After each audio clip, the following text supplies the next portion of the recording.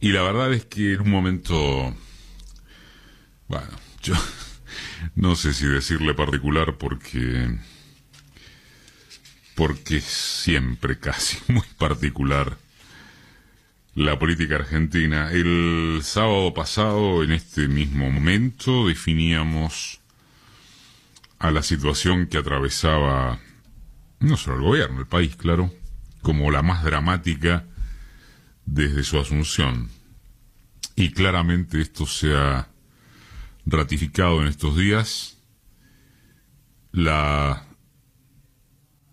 ofensiva devaluatoria para encontrarle un título de disparador es fenomenal. Por supuesto que será uno de los temas centrales. Devaluación, lo que está pasando con los precios. Y aquello de que no se puede seguir teniendo 1 millón de amigos.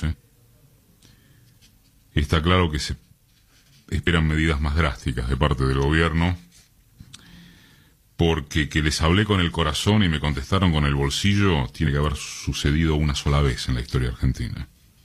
Otra no,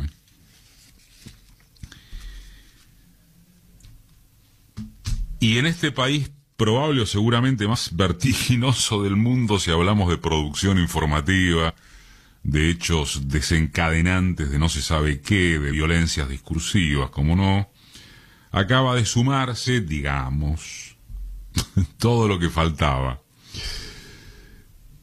Las posturas del gobierno argentino en las Naciones Unidas, en el episodio respecto de Venezuela, pero podría citarse cualquier otro, le interesa a los sectores politizados del tronco K y también para el caso a los de la oposición que han encontrado en el tema una magnífica oportunidad a fin de provocarle otro agujero al oficialismo.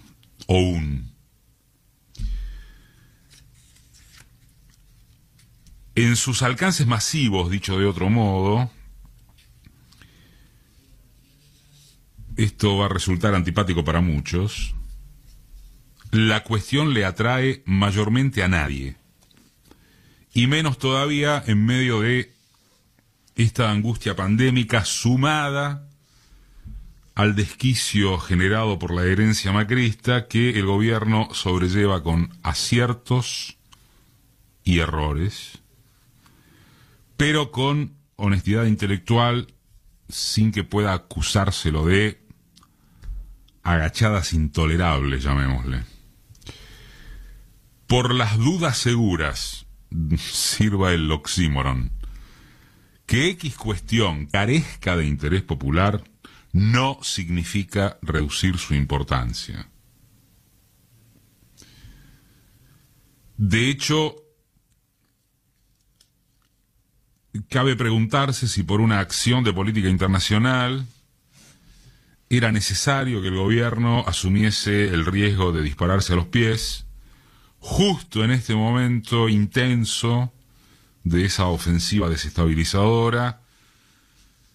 Uno diría, sin siquiera haber tomado el recaudo de anticipar la movida para amortiguar el impacto entre los propios.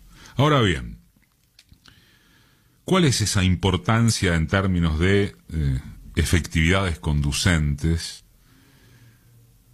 Si la pregunta es cómo pararse, cómo seguir haciéndolo, sobre todo, frente al gobierno de los Fernández.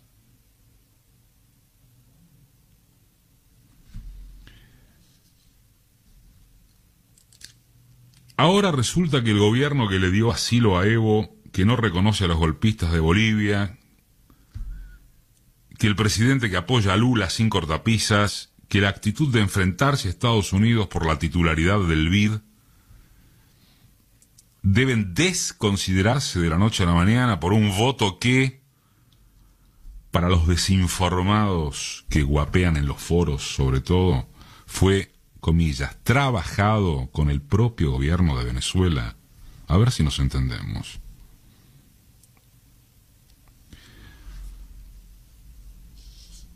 ¿O acaso alguien cree seriamente que Argentina votó como votó en una resolución que a la par rechaza toda intervención extranjera y el bloqueo de Washington contra Caracas sin previo aviso articulado. ¿Están jodiendo? ¿En serio creen eso?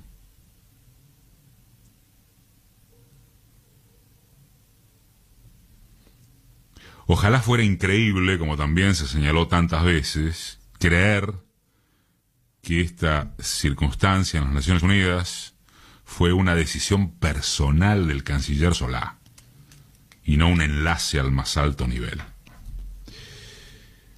La fácil solución deductiva de inquirir por qué no hay el mismo énfasis ecuménico para condenar o advertir sobre las gravísimas violaciones a los derechos humanos en Colombia, donde solo en lo que va de 2020 ya fueron asesinados más de 80 dirigentes sociales, o en Chile, o en torno del mismísimo odio racial que se enseñorea en los Estados Unidos, es cosa de tareas y gestos que en el mundo diplomático se toman a su turno, o no se toman.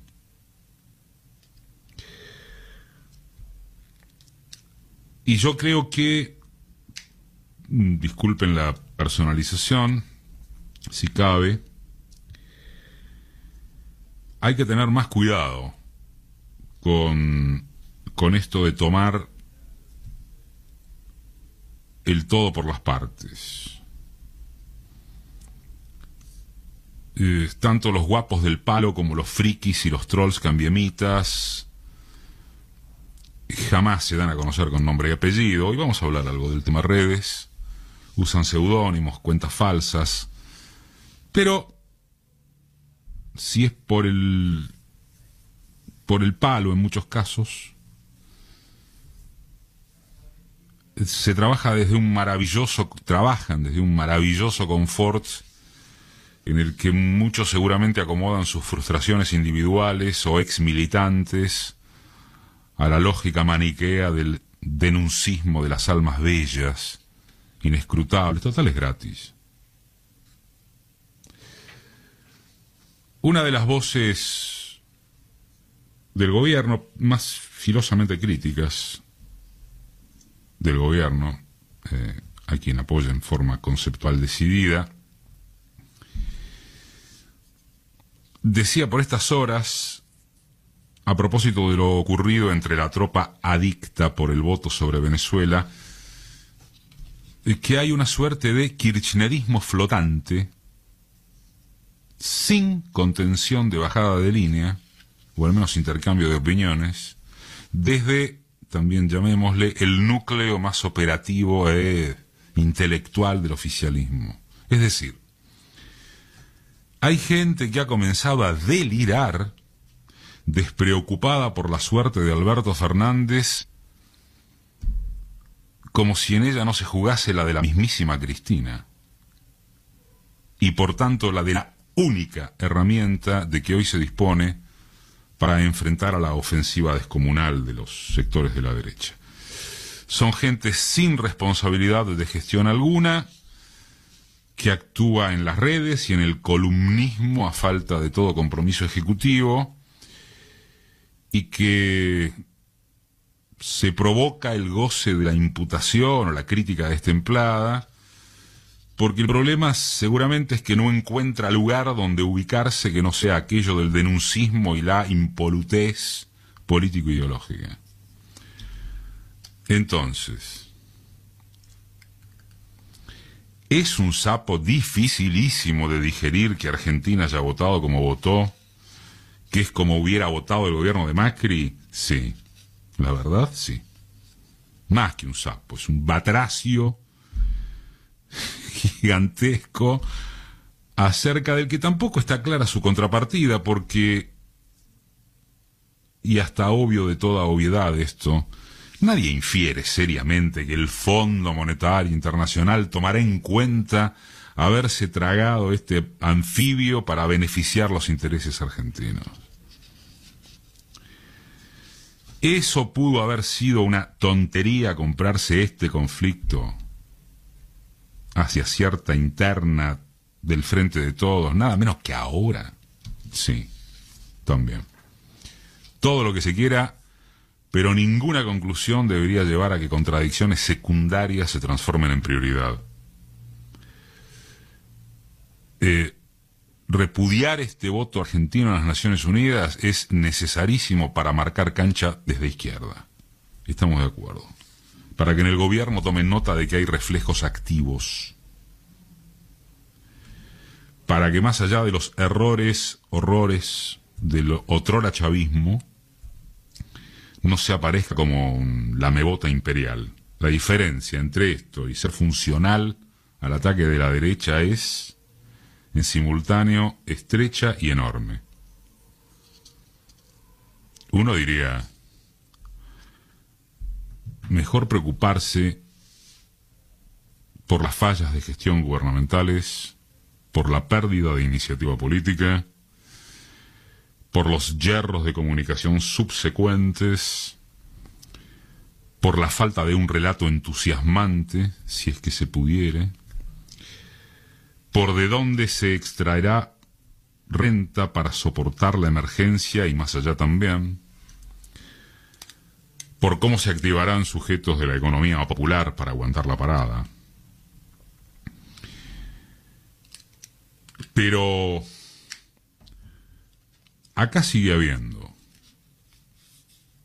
que las medidas tomadas y el esfuerzo de médicos y trabajadores de la salud agotados y a los que hemos dejado de aplaudir por las noches permitieron no tener que seleccionar quién vive y quién muere por COVID. Más allá de una situación angustiante. Que el Estado ha dicho presente en el asistencialismo a pesar del cóctel insoportable de herencia y pandemia, que se viene bancando a través de él la ausencia de estallido social en el conurbano bonaerense, sin ir más lejos, aunque debe estarse muy atentos porque los comedores andan por el límite y no está claro qué sucederá con el IFE u otros mecanismos paliativos, que la inflación podría desmadrarse mientras se reabrió el intento de establecer vías de negociación con sindicatos y grandes empresas, y que la extorsión del mercado cambiario, como eufemismo parcial de muchos de aquellos con quienes se negocia, es extenuante.